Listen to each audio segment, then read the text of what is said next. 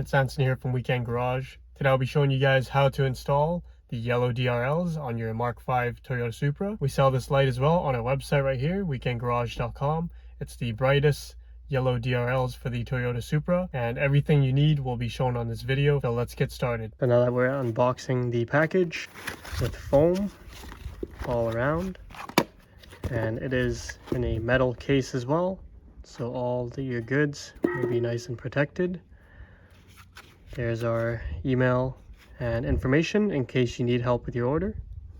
And after that, we're gonna open up more packaging. As you can see, we take our shipping very seriously to make sure everything is shipped out properly and without damage.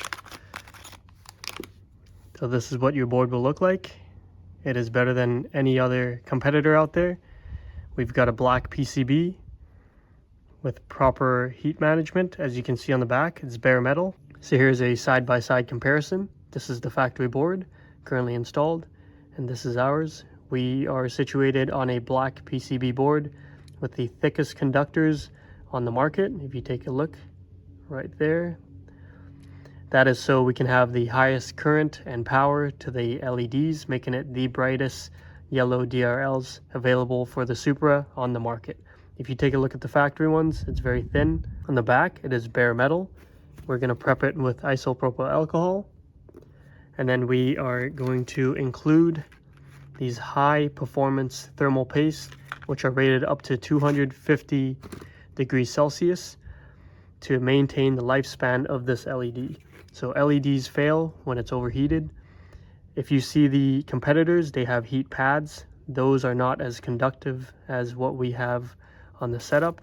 This is the highest performing and longest rated boards, so you can buy once and forget. As you know, we only install the best products on our vehicle, and to customers, we always put quality first.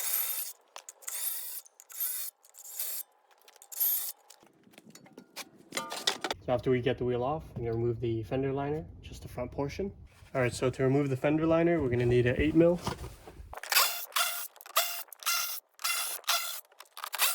Just a couple more up top.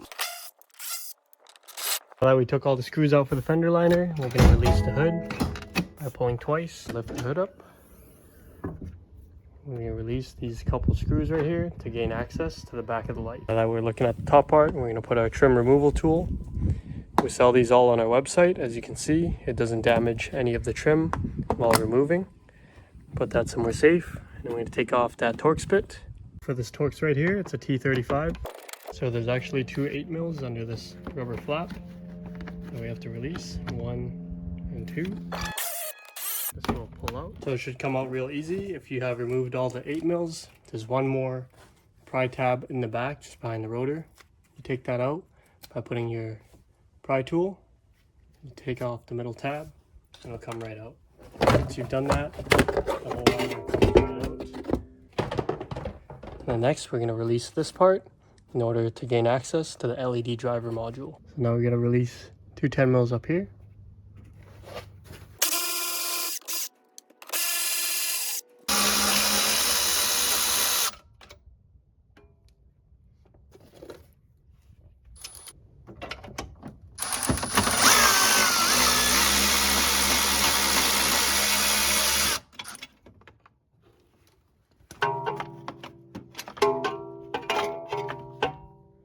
So that's how you drop it, 2 10s down here and 2 10s up top. Now we have access to the LED module right here. We're going to use Torx screws to release it. To release this, it's a T20.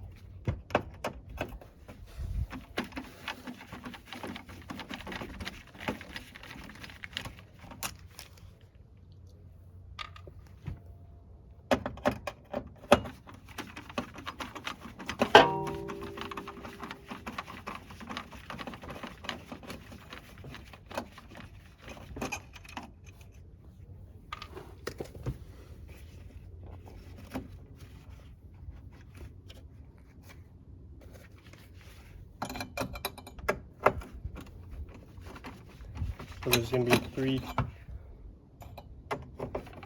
to be three T20s.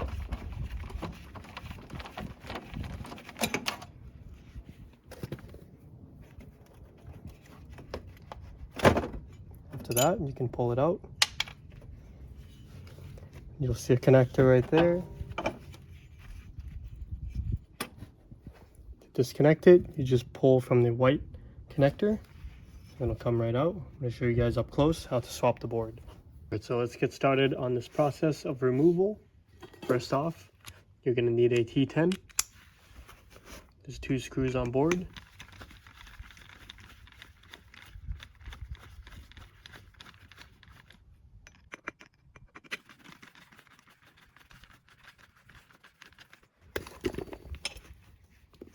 Put these somewhere safe. And then after that, this will come right off.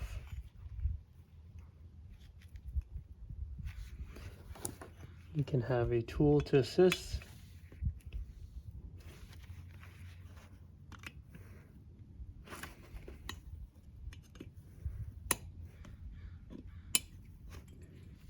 There we go. As you can see, the thermal paste on here, it's terrible. This doesn't create a good bond for the heat dissipation. So this is essentially a whole heat sink for these multiple LED spreads. So on the new one, as you can see, we're going to apply a generous amount so the heat is fully dissipated on this heat sink, making the longevity of our new lights longer and brighter. So what you want to do first to prep the surface, we're going to use some isopropyl alcohol and some Q-tips to clean off the mating surfaces to ensure maximum bonding between the two. Clean that off. Prep work is very important. We're just making sure it's metal on metal contact. We're just making sure the contact surface is completely dirt free or contaminant free. So our thermal paste will transfer the full heat of the PCB onto the heat sink. As you can see, it's still very dirty.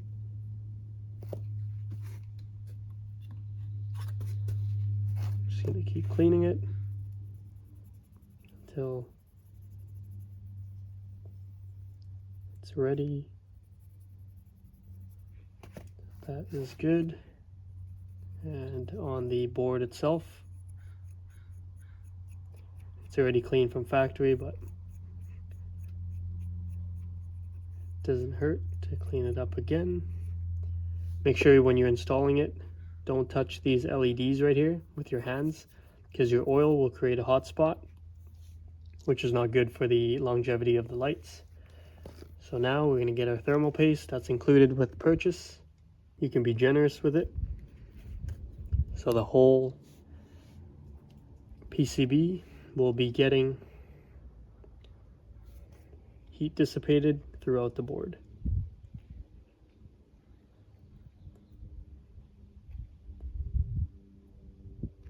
It'll line up with the holes right here,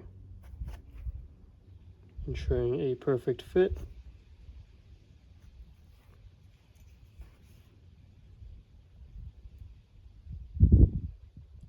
Before you press down, we're going to line up the T20 screws.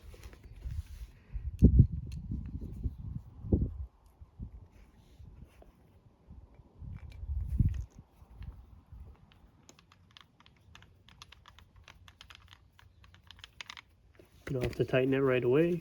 We're just going to start the threads off.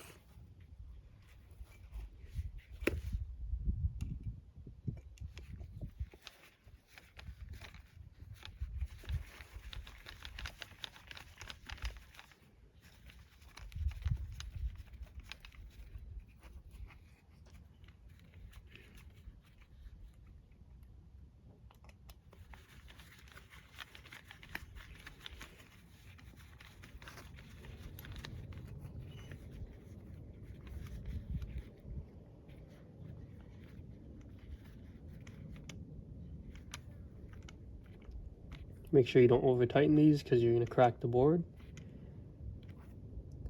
Hand tight is fine.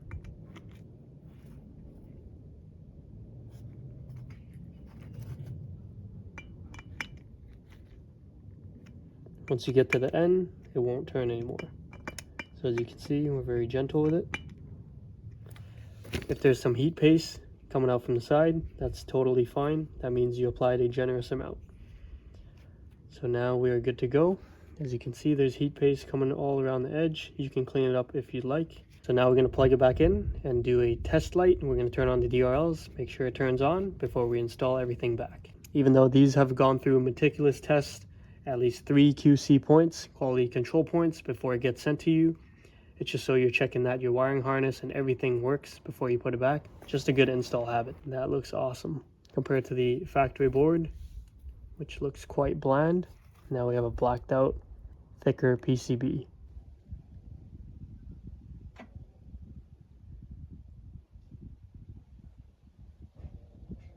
So this is what the lights look like at nighttime. They're super bright. It's very yellow, as you can see. It's like a lemon color. Looks a lot better than the original white LEDs. Look how bright it is. It's almost washing out my hand. So hopefully this video helped you guys out. Let me know if you guys got any questions regarding this product and how to install. You can leave them down in the comments below or email us directly at weekendgarage@gmail.com. Thank you for watching, everyone. Hope you have a wonderful day.